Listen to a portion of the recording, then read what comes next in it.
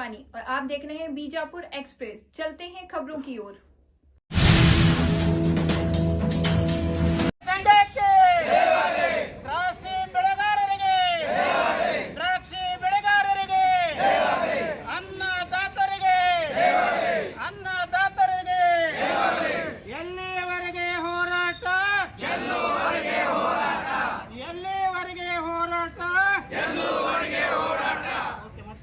ವಿಜಯಪುರ ಜಿಲ್ಲೆಯಲ್ಲಿ 2024-25ನೇ ಸಾಲಿನಲ್ಲಿ ದ್ರಾಕ್ಷಿ ವಿಮೆ ತುಂಬಿದಂಥ ರೈತರು ಸುಮಾರು 16,000 ಜನ.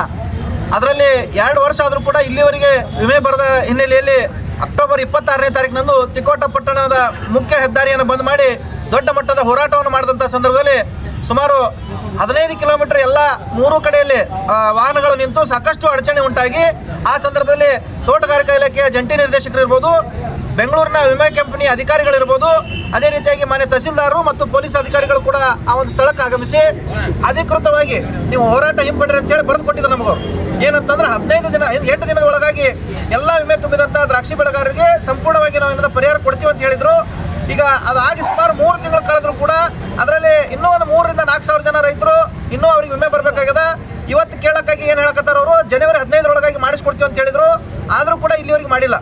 ಅದಕ್ಕೆ ಇವಾಗ ಏನು ಹೇಳಕತ್ತಾರ, ಸಂಬಂಧಿಸಿದಂಥ ಅಧಿಕಾರಿಗಳು ಅದ್ರ ಬಗ್ಗೆ ಜವಾಬ್ದಾರಿ ತೊಗೊಳ್ಳಲಾಗ್ಯಾರ. ತೋಟಗಾರಿಕಾ ಇಲಾಖೆ ಅಧಿಕಾರಿಗಳು ವಿಮೆ ಕಂಪನಿ ಅಧಿಕಾರಿಗಳ ಮೇಲೆ ಹಾಕ್ತಾರೆ, ವಿಮೆ ಕಂಪನಿಯವರು ತೋಟಗಾರಿಕೆಯಿಂದ ನಮಗೆ ಲಿಸ್ಟ್ ಬಂದಿಲ್ಲ ತವರು ಹೇಳಕತ್ತಾರ. ಈ ರೀತಿಯಾಗಿ ರೈತರಲ್ಲಿ ಸಾಕಷ್ಟು ಗೊಂದಲ ಉಂಟಾಗಿ ಇವತ್ತಿನ ದಿನ ಎಲ್ಲ ರೈತರು ಆತಂಕಕ್ಕೆ ಈಡಾಗ್ಯಾರ. ಆದಷ್ಟು ಬೇಗನೆ ಜಂಟಿ ನಿರ್ದೇಶಕರು ಇರ್ಬೋದು, ಜಿಲ್ಲಾಡಳಿತ ಇರ್ಬೋದು ಮತ್ತು ವಿಮೆ ಕಂಪನಿ ಅಧಿಕಾರಿಗಳು ಇದ್ರ ಬಗ್ಗೆ ವಿಶೇಷ ಗಮನ ಹರಿಸಿ 2 ದಿನದಾಗ ಈ ವಿಮೆ ಪರಿಹಾರ ಬರಲಿಲ್ಲಪ್ಪ ಅಂತಂದ್ರೆ ಈ ಒಂದು ಹೋರಾಟ ಮುಂದಿನ ದಿನ ಉಗ್ರ ರೂಪಕ್ಕೆ ತಾಳ್ತದ. ಏನದ ಇಲ್ಲಿ ತೋಟಗಾರಿಕಾ ಇಲಾಖೆಯ ಕಚೇರಿ ಮುಂದೆ ನಾವೇನದ ಅಹೋರಾತ್ರಿ ಧರಣಿ ಮಾಡಬೇಕಂತೇಳಿ ಸಂದರ್ಭದಲ್ಲಿ ಅವ್ರಿಗೆ ಎಚ್ಚರ ನೀಡ್ತಾ ಇದ್ದೀನಿ. ಆದಷ್ಟು ಬೇಗನೆ ರೈತರ ತಾಳ್ಮೆಯನ್ನು ಪರೀಕ್ಷಿಸಬೇಡಿ, ಎಲ್ಲ ರೈತರು ಕೂಡ ಪರಿಹಾರ ಕೊಡಬೇಕಂತೇಳಿ ಸಂದರ್ಭದಲ್ಲಿ ಆಗ್ರಹ ಮಾಡ್ತೇವೆ. ಇವತ್ತು ಬಿಜಾಪುರ ಜಿಲ್ಲೆಯ ದ್ರಾಕ್ಷಿಯನ್ನು ಬೆಳೀತಕ್ಕಂಥ ಮತ್ತು ದ್ರಾಕ್ಷಿಗೆ ಹವಾಮಾನದ ವೈಪರೀತ್ಯ ಸಲುವಾಗಿ ವಿಮೆಯನ್ನು ತುಂಬಿರತಕ್ಕಂಥ ಎಲ್ಲರೂ ರೈತರು ನಾವು ತೋಟಗಾರಿಕೆ ಇಲಾಖೆಯ ಮುಂದೆ ಬಂದು ಕುಂತಿದ್ದೀವಿ. ಕಾರಣ ಯಾಕೆಂತ ಹೇಳಿದ್ರೆ ನಮ್ಮ ಹೋರಾಟ ಈ ನವೆಂಬರ್ 26ರಿಂದನೇ ಶುರುವಾಗಿದೆ. ಇಲ್ಲಿ ತನಕನೂ ಕೂಡ ಕಂಪನಿದಾರರಾಗಲಿ ನಮಗೆ ಹಣವನ್ನು ಹಾಕಿಲ್ಲ, ವಿಮೆ ತುಂಬಿತಕ್ಕಂಥ ವ್ಯಕ್ತಿಗಳಿಗೆ ರೈತರಿಗೆ ಹಣವನ್ನು ಹಾಕಿಲ್ಲ. ಆ ಕಾರಣಕ್ಕೋಸ್ಕರ ಇವತ್ತಿನಿಂದ ನಾವು ಇಲ್ಲಿ ಉಗ್ರವಾದ ಹೋರಾಟವನ್ನು ಸದ್ಯಕ್ಕೆ ಇವತ್ತು ಇನಿಷಿಯೇಟ್ ಮಾಡಿದ್ದೀವಿ.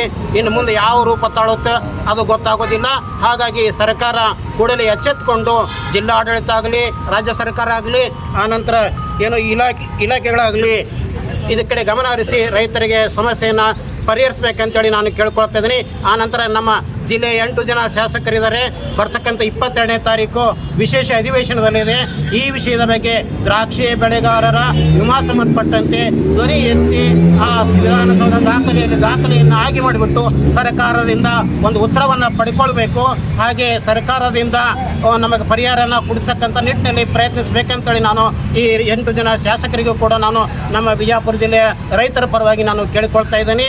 ಹಾಗೆ ಮುಂದೆ ನಮ್ಮ ಜೊತೆಗೆ ಏನು ಈ ಸಂವಿಧಾನದ ಹೋರಾಟ ಇದೆ, ಜೊತೆಗೆ ಕಾನೂನು ಹೋರಾಟನೂ ಕೂಡ ನಾವು ಇನ್ನು ಮುಂದೆ ಆರಂಭಿಸ್ತಾ ಇದ್ದೇವೆ. ರೈತರು ಕೂಡ ಇನ್ನು ಕಾನೂನು ಹೋರಾಟಕ್ಕೆ ಇಳಿತಾರೆ ಅಂತಕ್ಕಂಥ ವಿಷಯವನ್ನು ಮಾಧ್ಯಮ ಮುಖಾಂತರ ಸರ್ಕಾರಕ್ಕೆ ನಾನು ತಿಳಿಸ್ತಾ ಇದ್ದೀನಿ. ಇನ್ನು ಮುಂದೆ ಸೆಕೆಂಡ್ ಗುರುಲಾಪುರ ಹೋರಾಟ ಇದು ಆಗುತ್ತೆ ಅಂತೇಳಿ ಸರ್ಕಾರಕ್ಕೆ ನಾನು ಎಚ್ಚರಿಕೆಯನ್ನು ಕೊಡ್ತಾ ಇದ್ದೀನಿ. ಶರಣಾರ್ಥಿ. ನಿಮ್ಮ ಹೆಸರು?